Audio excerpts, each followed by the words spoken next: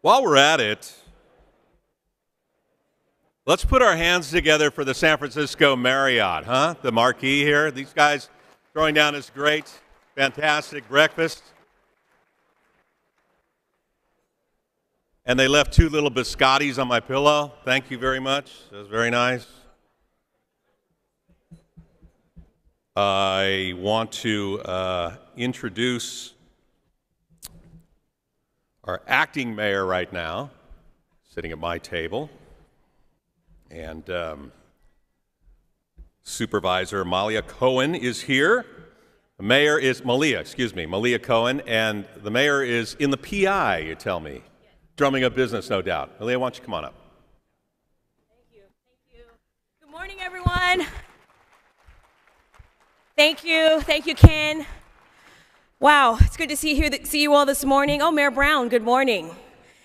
One thing he's taught me is it's not about what you say, but how you say, and timing is everything.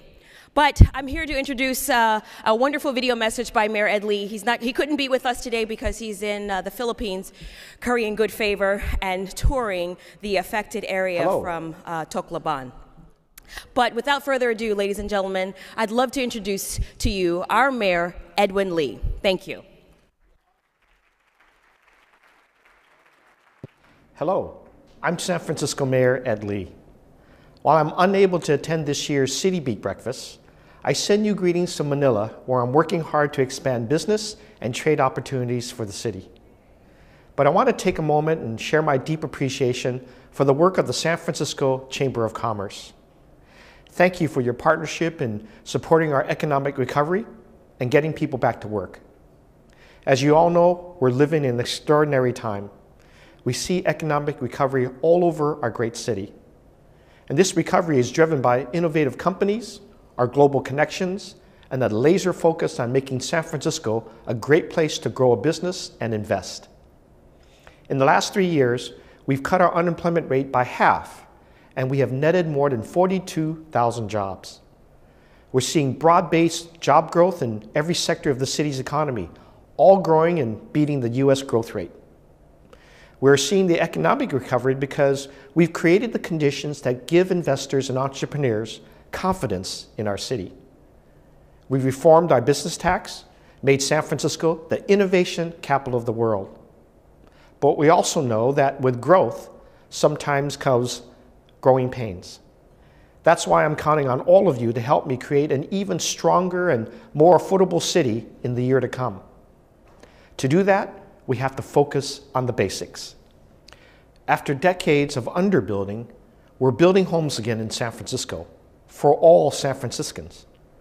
I've set an aggressive goal of completing 30,000 new and rehabilitated homes by 2020. To achieve this, I've outlined a 7-point housing plan that protects, stabilizes, and grows our housing stock. My plan includes eviction prevention and anti-displacement strategies. It includes stabilizing and protecting at-risk rental units. It includes new rehabilitation and down payment loan programs so that we can create more middle-income homeownership opportunities. And to make our city more affordable for working families, I'm supporting a significant increase to our minimum wage. I know that a few more dollars an hour can make a big difference to working families, and it can also boost our economy and drive consumer spending. And although crime is down in our city, we must continue to focus on pedestrian safety and make our roads safe for everyone. We will make improvements to Muni and support our transportation projects. We will do this so we can continue to create jobs, provide a reliable, safe, and affordable transportation network for our workforce. We will work together to support our young people. Together, we helped more than 6,800 young people find jobs this past summer through Summer Jobs Plus. And we'll continue to work together to strengthen our neighborhoods through the Invest in Neighborhoods initiative. We'll provide loans and grants to small businesses, fill vacancies, and help strengthen our merchant corridors. I believe that by working together, we can continue to achieve great things. I look forward to continue our work to make the Year of the Horse a successful year for our city. Now, congratulations to the Chamber's 2014 Board Chair, Peter Grubley, And thank you, all of you, for attending this morning.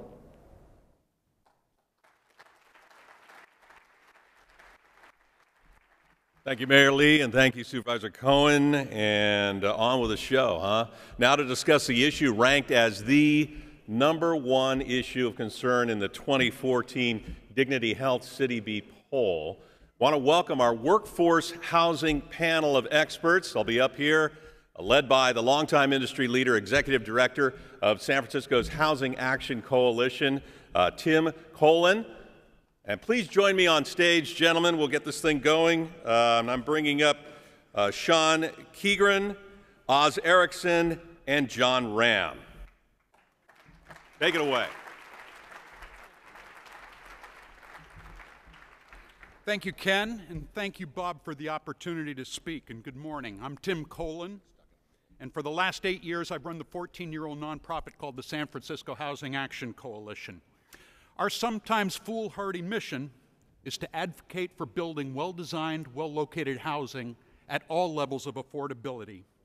We believe that San Francisco should sharply increase its housing production rate for all housing, especially for the middle income, our most endangered population. It continues to surprise me how controversial this message is sometimes. There will be people walking around with index cards. Send in a question, they'll come up here and we'll have time at the end to take some questions from you. So, it's not news to you that we're in the middle of a nasty, unprecedented housing crisis. With its undertones of cultural conflict and backlash to the high-tech sector, the topic seems to have caught the interest of the entire country. So there's only going to be one slide, but it's a good one. I got this last week from an article just released by Jed Kalko, the chief economist for Trulia, the online real estate firm. It shows San Francisco in relation to other U.S. tech hubs, the cities we're in some sense competing against. The data might be kind of fine, but on the vertical axis, you can see construction permits per 1,000 units of housing. On the horizontal axis, you can see housing prices, median housing prices per square foot. This mostly normalizes the data, so we're comparing apples to apples.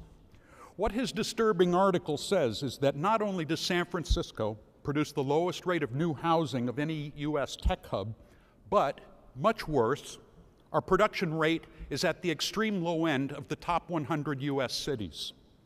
For reference, San Francisco's annual housing production rate for the last 2 or 3 decades stands somewhere around 1,500 to 1,600 units per year. By contrast, Seattle, a tech hub to which we're often compared, year in, year out, produces double the amount of housing we do. At some point, we risk choking off the economic boom that has made our city's economy the envy of the country. But before this happens, we will have already emptied the city of our young, the new families, entry-level workers, and the amazing creative class and free thinkers that have justifiably given us our reputation as an extraordinary city. It would be our goal that we could have a quantitative, data-driven discussion around housing, but one of the curious features of this issue is how many folks simply do not accept that San Francisco has a housing market subject to the laws of supply and demand. Among some groups, there's an almost religious conviction that no amount of new housing can have any effect on price, and that our only effective remedies are to ever more tightly regulate the housing market that we do have. A couple of weeks ago, a ballot initiative was put on our June ballot that, in an attempt to restrict height increases, jeopardizes sensible urban infill along our entire eastern waterfront from Fisherman's Wharf to Hunters Point. This would affect current plans for 2,700 new homes, of which 500 would be on-site permanently affordable. The initiative, curiously, does not mention where this housing should be located instead. It would be our view that San Francisco's chief civic problem is that new housing is too frequently seen as something almost bad, which has negative consequences and whose impacts require a wide variety of costly mitigation. As a result, San Francisco has long had in place a variety of rules and processes unique among American cities, which make it time-consuming, arduous, and risky to build new housing. This problem has not escaped the attention of urban economists and planners across the country.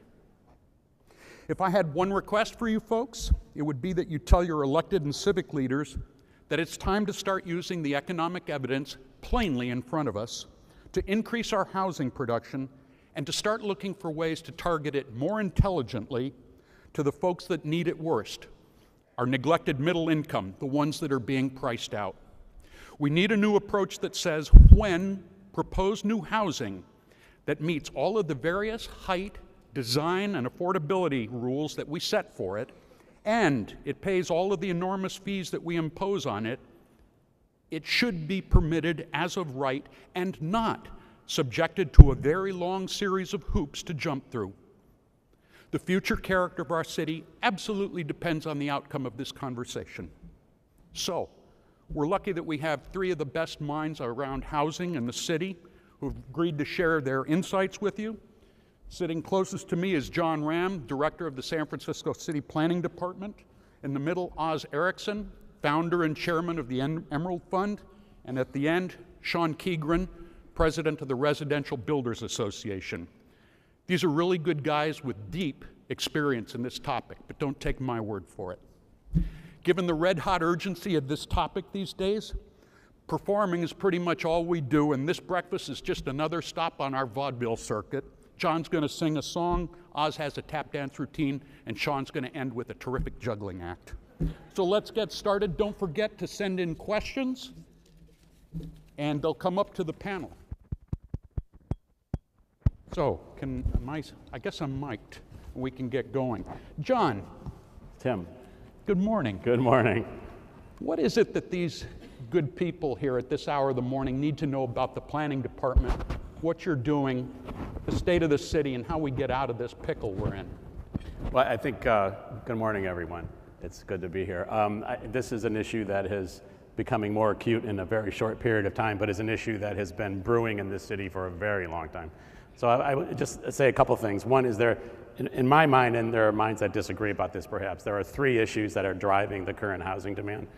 One is clearly the baby boom generation. We are all retiring and moving back to cities. The second, as the mayor mentioned, is the job growth in the city, 40,000 jobs in the last 3 years.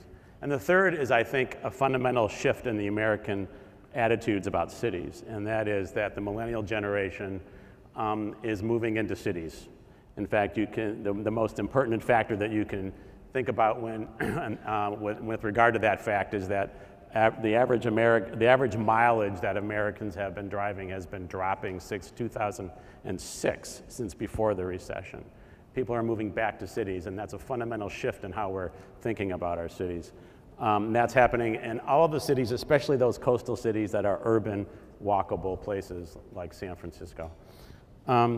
Tim mentioned the laws of supply and demand. There are very smart minds in this city, as Tim said, who don't believe that the supply side means anything in San Francisco, that the supply is so strong that we could build 10,000, 20,000 units a year and it would not matter. I happen to disagree with that. I think that supply does matter. I do think, however, and as the mayor has pointed this out, that it's a supply problem that has been going on for 20 to 30 years. The problem that we have today has been created by 20 years of underbuilding. The issue in Seattle, as Tim mentioned, where I spent 9 years, is that they build twice as many units as we do every year in a city that's about, pardon me, about 20% smaller. So I think there's a very pertinent question here about the housing we build today isn't going to make a difference necessarily, but the housing we will build over the next 20 years will make a difference. And I think that's where we have to focus our efforts, is a long-term strategy to increase the supply. From my end, and I will give you this factoid that many of you have heard, because of our codes, because of our processes, because of our environmental reviews, we are required as a planning agency to do detailed reviews on more projects than any city in the US. So we review in a detailed way about 2,000 projects of all types a year. New York, at 10 times the population and 8 times the land area, reviews about 500 projects a year. And that's not because we build more, because we clearly don't. It's because we are required by our processes and our procedures to review in a detailed way 2,000 projects a year, some of which are quite small, some of which are quite large. That contributes to the time it takes to approve projects, it contributes to the permitting, and it contributes to the cost. This is not a panacea for solving middle-income housing, but it certainly is a factor when it comes into factoring in and understanding the full cost of housing in the city. Thank you. Oz, we all know how expensive housing is in San Francisco. You built something like 2,500 homes in this town. Why don't you just build affordable housing, Oz? Yeah. The real problem with housing in San Francisco right now is the actual out-of-pocket costs to build a unit. You know, we're in the middle of doing 1,000 units right now. We're looking at a new project starting construction in a couple of years. We're looking at out-of-pocket costs for a 120-foot tall building of $650,000 per unit. That's our cost. Now just think about that, guys, for a second. What does that mean in terms of the rents that you have to get to just pay for it, just paying for it, at providing some return for the equity and some basic debt returns? You need about a 6% yield on that cost. How does that translate into rents? If you're going to set aside 12% of the units for affordable units, you need to be getting for a 2-bedroom, just purely without making any significant profit at all, you need to be getting $5,600 per unit. You need to be getting $4,600 for a 1-bedroom. It's really, really, really difficult. And people look at the provision of affordable housing as, I don't think they truly understand the economics. It costs you around $13,000 a year just in operating costs and taxes to run a big building. That's your out-of-pocket variable costs, your utilities, your water, your power, your security. Guess what the rent? Let's see, who knows? 55% of median. What's the rent for a 2-bedroom affordable at 55% of median? Can anybody guess? Anybody know? It's $1,200 per month. So basically, you are providing a $650,000 unit for absolutely free today. That's what the economics worth. Now, what's the solution to this? Somehow, those costs have to be paid for. Now, the only good solution that I can think of is one that relates to John and the City Fathers. Think about this, guys. Say you have a building that's zoned for a 40-foot height. That land trades for 40 feet. It costs certain amounts per dollars and the construction costs. If you go from 40 to 65, you can add 3 more floors of units. Who owns those air rights? The city owns those air rights. The people own those air rights. The marginal cost, and I'm not talking about taking the whole building and making it 30%. I'm saying the marginal cost of allowing the zoning to change to go up those 3 stories, you can take 30% of those new units and make them affordable. The city owns the air rights. Now, John just has to get it through all the neighborhoods, but there are huge areas of land, like the Geary Street corridor, and many of the major streets. They can take more density easily, particularly with our rapid transit. And when you do that, and you also just think about this, lots and lots of vacant land in the city that's owned by the city. The city can change the zoning of that land, and as a requirement, they can provide housing for firemen, housing for schools, those sort of. They can actually do this. We looked at doing this about 20 years ago for the school district, where we were going to take a vacant school site. That is essentially, it's not free land, but it's underutilized land, and that can generate housing for the needy. That's the best solution. Otherwise, where the hell is the money going to come from? Because somehow you have to pay for these projects. The money isn't free. It's not like developers can just pay for it without getting debt and without attracting equity. We can't do it. It's not possible, no matter how rich you are. So that's my 2 cents, and John's going to solve it for us. Sean, good morning. You have here a contrast. You have 2 builders. One does a lot of the higher size, a lot of the cranes you see, 100 Van Ness, very tall, and Emerald Fund does a lot of the type 1. Sean, with the RBA, does a lot of the lower scale, cheaper to build, hopefully, housing. And so, Sean, my question for you is that San Francisco needs a whole lot more smaller scale, lower cost of production housing, especially out in the neighborhoods. What's preventing the RBA from building it? I think to answer that, you have to understand who our members are. Our members are primarily immigrants. To do a deal, most of the time, families will pool their sources together. The down payments come from their life savings here in America, their family savings. In too many cases, it's their college education fund, it's their retirement accounts. To compound the risk, the loans for these projects have to be personally guaranteed. So it's not just the keys to your 6 or 10 or 20 unit building that you're sacrificing. You're potentially giving up your home and your partner's homes as well. In order for this to justify the risk, certainly we need to have a stable housing market and something that we can rely upon. And I think we have that now. But more important, we need a predictable, we need a stable planning approval process.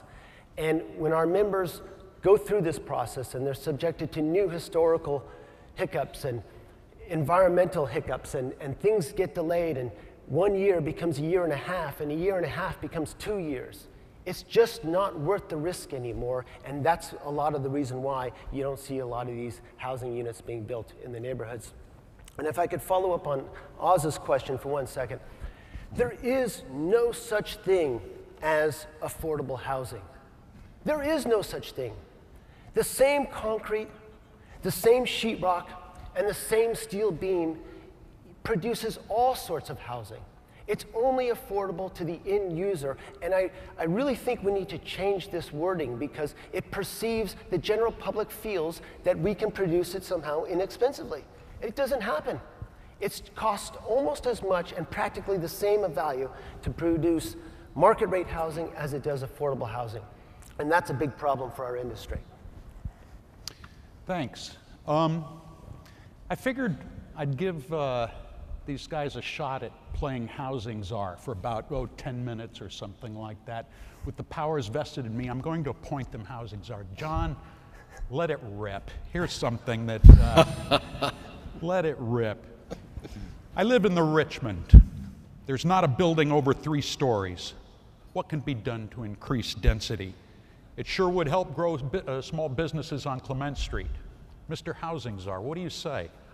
I think Oz is partially correct in his assessment that buildings that are currently 2 and 3, zoned for 2 and 3 stories, could increase height, and then we could increase affordability levels, increase middle income levels. What I have been baffled by ever since I've been here is that many of those streets are in fact today zoned at 4 and 5 stories, or at least portions of them are. And there's virtually no construction happening on those streets, none. In fact, I can't think of one project we have in the office that's proposed for Gary Boulevard. So the question is, why isn't that happening when I'm told repeatedly that height is the most economical to build as wood frame construction?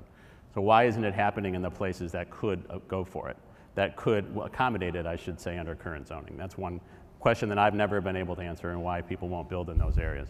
The second is that I do think there are strategic places we should be looking at for upzoning for the very reasons that Oz mentioned, though. I mean, I think there's value in that to the neighborhoods and attracting neighborhood services. There's value in increasing densities in parts of the city where the land costs are less expensive, and therefore units could come in presumably cheaper. And I do think that we should be looking strategically at those very corridors to do that. Housing Commissar Erickson. Okay. Hold on a second here. I want to get you on the spot here. Would all new housing include provisions for low-income housing? Should all housing that's built by the market sector include inclusionary? And what is the role of inclusionary housing, which is, if you don't know, is the affordable housing set-aside that the city has? What's the role, Oz? Actually, I'm a big believer in inclusionary housing, and I was, along with about 10 other people, I saw Steve Vettel here, There were about 10 of us who sat for 9 months in Mark Leno's committee coming up with the affordable housing. We spent every Wednesday, 12 o'clock, for 9 months coming up with the first formal. So I'm a big believer in affordable housing. However, you add too much affordable housing to a project, you can easily drive the land costs below zero, the land value below zero.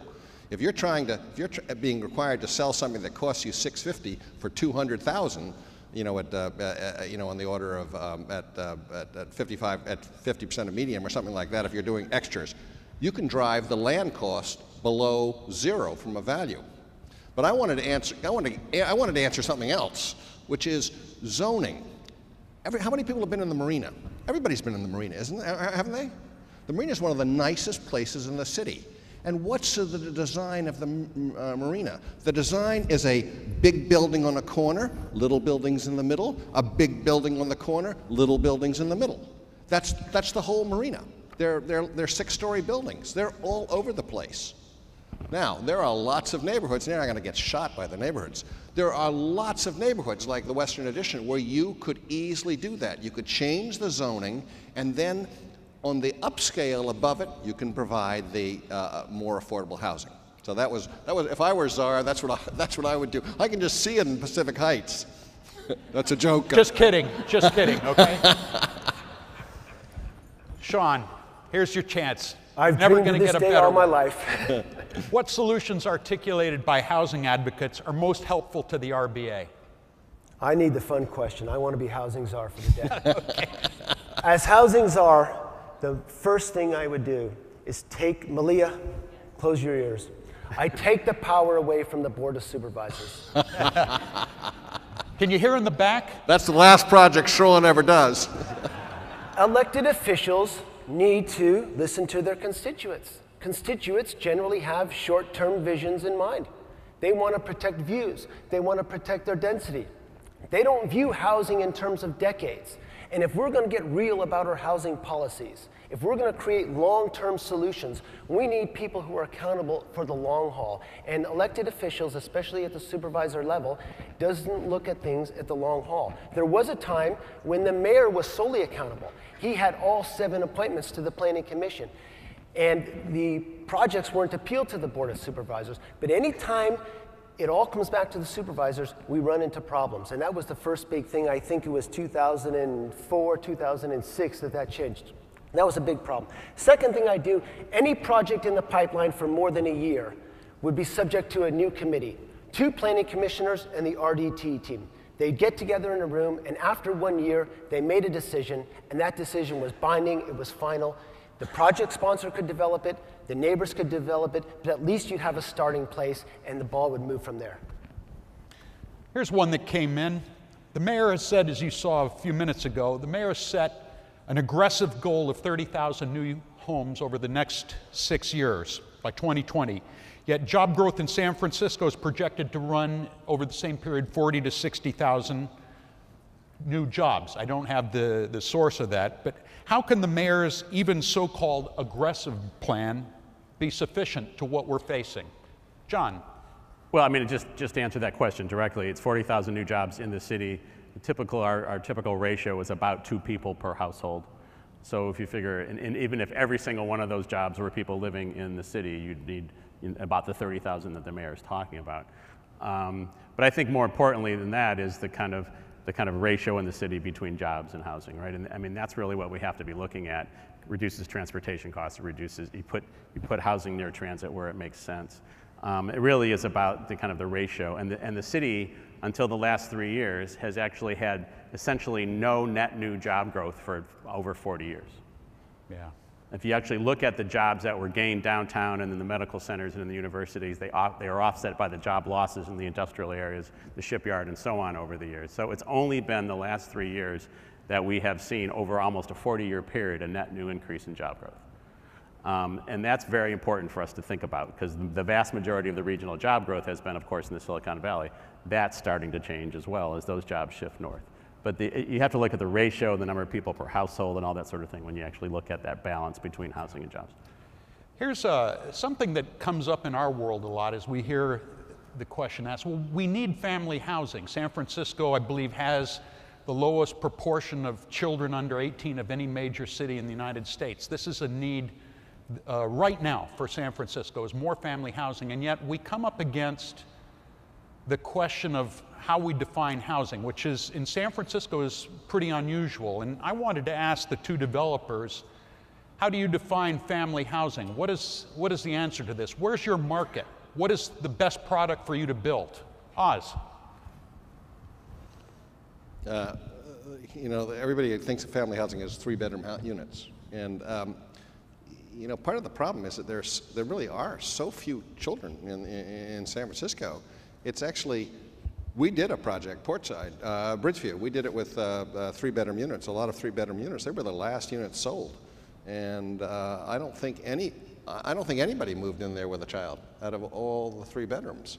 So it's very difficult to actually build 3-bedroom units given that sort of face of demand. It's you know, you have to prove to the banks and to your investors that your product is going to work. It's either going to rent up or sell. And 3 bedrooms are really tough. You know, right now we do 40%. We do roughly 40% 2 bedrooms, 30% 1 bedrooms, and 20% studios. And that mix, now you vary that depending on the times, but that's a mix that actually works. And maybe you'll do 10% 3 bedrooms, but they're a risk. Sean, what's the product that's in your sweet spot?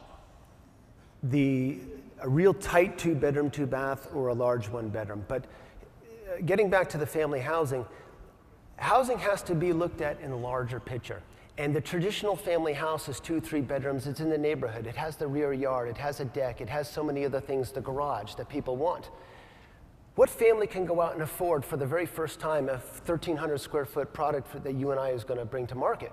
It's very difficult. Housing is done in steps. You buy your first condo, it might be a studio. You gain some equity, you trade up, you buy a second place.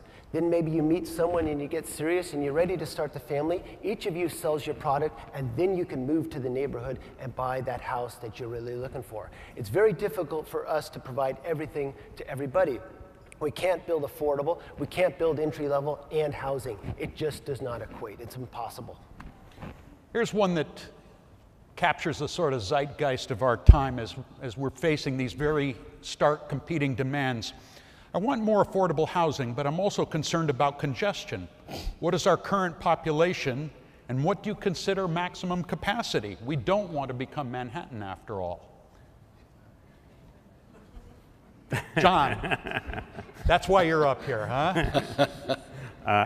The question of maximum capacity that question has been asked in every city that I've worked in or visited over the last 30 years, right? How big can we be?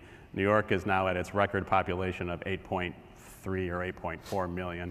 I think we are at around 825 to 830,000 is the current projection. We are currently growing at the current pace of about 10,000 people a year.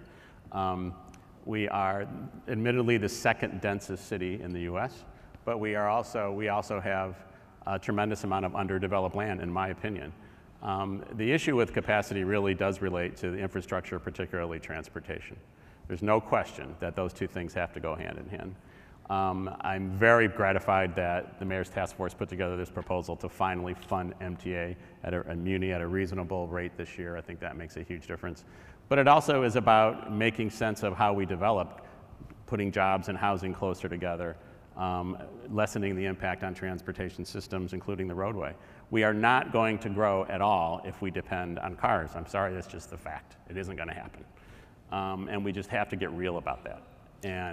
And we have to rely on public transportation, walking and biking as the alternatives to driving everywhere. It's only what's going to happen. Let me just say one thing to support what John's saying. In the old days, 10 years ago, you would never build a condominium project unless you had one-to-one parking. I'd never done it. Yeah. Nowadays, you can certainly get away with 0.5 per unit or even 0.25 per unit because of transportation. And I think I actually am a huge supporter of Mayor Lee's the transportation bond as well. That is going to, enormously help the housing situation in San Francisco. Sean, any density limits that affect you? Density scares all the neighborhoods. But rephrase it a different way. Ask them, do they like walkability? Ask them, do they like ground floor retail? Ask them would they like more coffee shops, more laundromats, more stores of convenience, and they say yes. Ask them, do they like to meet people walking down the streets? Would they like more vitality on the streets? And they say yes. So I think we need to do a better job explaining to people that there's, yeah, you can go as far as Manhattan, or you can go, there's lots of different steps in between, and people like those things.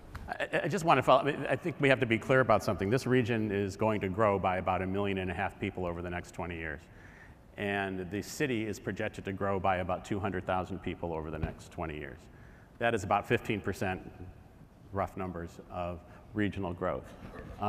That growth in the region is going to happen whether we plan for it or not, or whether we have the infrastructure or not. It is going to happen. So it behooves all of us to plan for it in a way that makes sense for the city and this region. And that's really what we have to be about. It is not a question of whether this region is going to grow. It absolutely has. There's not any doubt that it's going to happen. And we have to accommodate it. We've gotten 3 or 4 questions about the political climate of the city and the post-8 Washington landscape, and with this waterfront ballot initiative that's coming. And I've seen 3 or 4 questions that are saying, you know, what can we do? What's going on here? I would turn it around and throw it back at you. What can you do? It will depend largely the future of implementing the things that you're hearing being discussed up here. It will depend on you getting to your elected and civic leaders and saying, we need a new direction, that the city is right now at a crossroads. Either we can continue on a path that's going to be very, very exclusive and a much less diverse city, or we can come together and start figuring out solutions that are going to build more housing, in particular for the middle income. It's something that we do a terrible job at in San Francisco. One of the secrets, maybe not widely appreciated, is San Francisco does a terrific job of building housing at very low and low income levels. We're an example to many cities around the nation. There's a huge gap between that and what we see as market rate housing right now. So any last comments here? Then on behalf of these 3 housing mafia pirates, I want to thank the San Francisco Chamber of Commerce for the opportunity to talk to you guys Come to today. the 151 S at 10 o'clock. At your office. Come here, it's slamming. Tim, take care. Thanks. Thank you, guys. Appreciate it. Tim, John, Sean, Oz. Discussion absolutely timely. Let's hear it for these gentlemen. A rare opportunity to hear their point of view on this